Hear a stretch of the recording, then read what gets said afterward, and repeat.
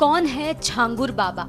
छांगुर बाबा का असली नाम जमालुद्दीन है, जो बलरामपुर के उतरौला इलाके की गलियों में घूम घूम कर अंगूठी बेचा करता था। कुछ साल पहले वो अचानक गायब हो गया। जब लौटा तो छांगुर बाबा बन गया। छांगुर बाबा बनकर उसने पैसे और रसूख दोनों हासिल कर लिए। वो गैर मुस्लिम लड़कियों को पैसों का लालच देकर ब्रेन वॉश कर धर्मांतरण कराता रहा। उसके निशाने पर खासकर कमजोर, गरीब और परेशान लड़कियां और महिलाएं रहती थी। पैसों की ताकत से बाबा ने 3 बीघे में आलीशान कोठी खड़ी करवा दी, जिसमें 50 से ज्यादा परिवारों के रहने का इंतजाम था। उस कोठी की सुरक्षा किसी वीआईपी किले जैसी थी। कोठी में सीसीटीवी कैमरे, करंट दौड़ते तार और खतरनाक कुत्ते। कोठी को तैयार करने में ऐसे मोटे सरियों और कंक्रीट का इस्तेमाल किया गया, जो आमतौर पर पुल बनाने में किया जाता है। फिलहाल छांगुर बाबा लखनऊ की जेल में है। उसे यूपी एटीएस द्वारा अरेस्ट किया गया था। उसके धर्मांतरण नेटवर्क की जांच जारी है।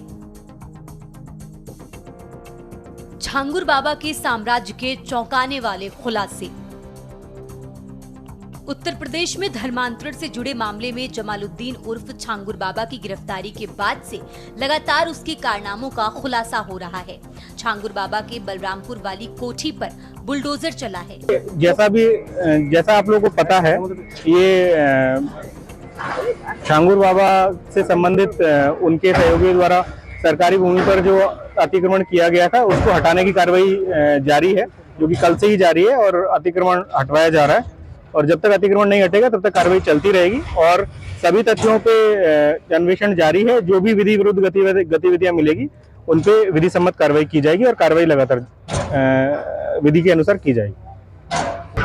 जो यहाँ ध्वस्तीकरण की कार्रवाई चल रही है, छांगुर बाबा और जो नवीन नोरा उर्फ जलालुद्दीन की प्रॉपर्टी है, इस पे ध्वस्तीकरण की कार्रवाई चल रही है और जब तक पूर्ण ध्वस्तीकरण नहीं कर लिया जाता है तब तक ये कार्रवाई चलती रहेगी। पूरे मामले में जो लोग भी इन्वॉल्व हैं, सभी की जांच चल रही है और सभी के विरुद्ध कार्रवाई की जाएगी। धर्मांतरण के मुख्य आरोपी छांगुर बाबा और जमालुद्दीन जो इस समय एटीएस के गिरफ्त में है। आपको बता दें कि लगातार आज तीसरे दिन की उसके आलीशान बंगले पर कार्रवाई हो रही। जो आप मेरे पीछे देख रहे हैं, ये वही आलीशान बंगला बनाया गया था। इसमें लोग कहते हैं कि वो डिग्री कॉलेज खोलने की तैयारी कर रहा था, जिसपे प्रशासन के द्वारा कार्रवाई किया जा रहा है। प्रशासन के द्वारा बताया जा रहा है कि इसमें कुछ भूमि सरकारी भूमि थी, जिसमें बाबा ने अपने रसूख के बल पर कब्जा कर लिया था। लगातार आज तीसरे दिन भी आप देख सकते हैं मेरे पीछे कि किस तरीके से प्रशासन के द्वारा कार्रवाई की जा रही है। लगभग आज प्रशासन के द्वारा ये हिस्सा खत्म किया जा रहा है। वहीं आप जो मेरे पीछे वो दूसरी बिल्डिंग देख रहे हैं, बाबा का वो बिल्डिंग है जिसमें वो उसके बेडरूम है, जहाँ वो रहा करता था। बाबा यहीं से अपने जो धर्मांतरण कराने का कार्य होता था वो यहीं से चलाता था।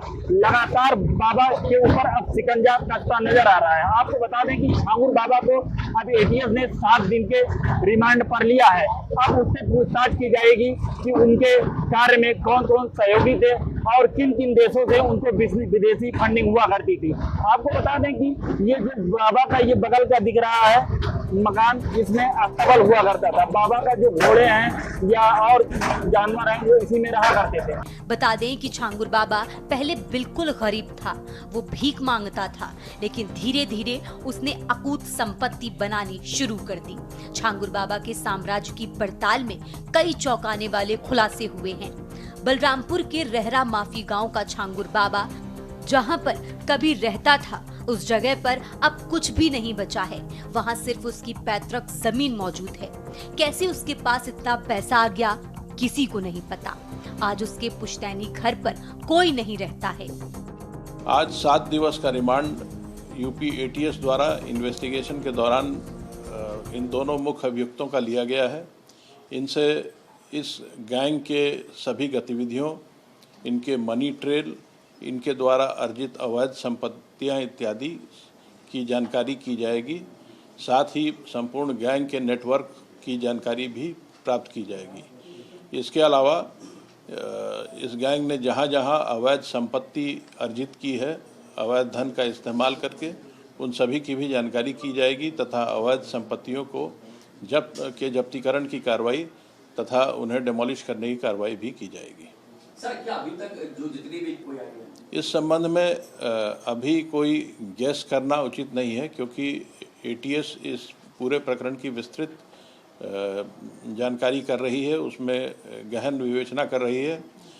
लेकिन ये बात इस बात की जानकारी हुई है कि लगभग 15 वर्षों से यह गैंग वहाँ कार्य कर रहा था और इस दौरान इसने काफ़ी बड़ी संख्या में धर्मांतरण कराए हैं। सर, जो एसटीएफ ने अपने जांच में काफ़ी साक्ष्य संकलित किए थे और जहां जहां उन साक्ष्यों के बारे में पुख्ता तथ्य इकट्ठा कर लिए गए हैं, जिन मुलजिमों के विरुद्ध पुख्ता तथ्य प्राप्त हो गए हैं, उन सब की गिरफ्तारी कर ली गई है। आगे की कार्रवाई जारी रहेगी। कभी अंगूठियां बेचा करता था छांगुर बाबा। बता दें कि बलरामपुर में जिस धर्मांतरण सिंडिकेट का पर्दाफाश हुआ, उसको लेकर कई खुलासे हो रहे हैं। यहाँ चांद मियाँ की एक मजार है, जहाँ पर बैठकर आरोपी जमालुद्दीन उर्फ छांगुर बाबा कभी अंगूठियां बेचा करता था। इस मजार पर इस समय रंगाई पुताई का काम चल रहा है। छांगुर बाबा यहाँ चंदा देता था और इसका निर्माण भी करवा रहा था। सवाल है कि कभी अंगूठी बेचने वाला छांगुर बाबा कुछ ही सालों में अकूत संपत्ति का मालिक कैसे बन गया। बता दें कि बलरामपुर जिले में बनी जिस आलिशान कोठी पर बुलडोजर गरजा, उसका मालिक छांगुर बाबा कभी गलियों में अंगूठियां बेचता था। शुरुआती दिनों में छांगुर बाबा हिंदू ग्राहकों को मूंगा, गोमदे और लहसुनिया जैसे नग बेचा करता था, तो वहीं मुस्लिम समुदाय के बीच अकीक के पत्थर बेचता था। उसका ठिकाना चांद मियाँ की मजार थी, जहां वो घंटों बैठा रहता था, लोगों से जुड़ता और धीरे धीरे अपनी पहचान मजबूत करता था। बड़ी संपत्ति भी बलरामपुर में ही है, बस स्टेशन के पास। यहाँ बाबा का कपड़ों का बड़ा शोरूम है, जिसकी कीमत करोड़ में आंकी जा रही है। ये शोरूम बाबा ने अकूत संपत्ति के जरिए बनाया था। आसपास के लोगों के मुताबिक बाबा के पास इतना पैसा कहां से आया, किसी को नहीं पता। कपड़ों का ये शोरूम आलीशान और काफी महंगा है।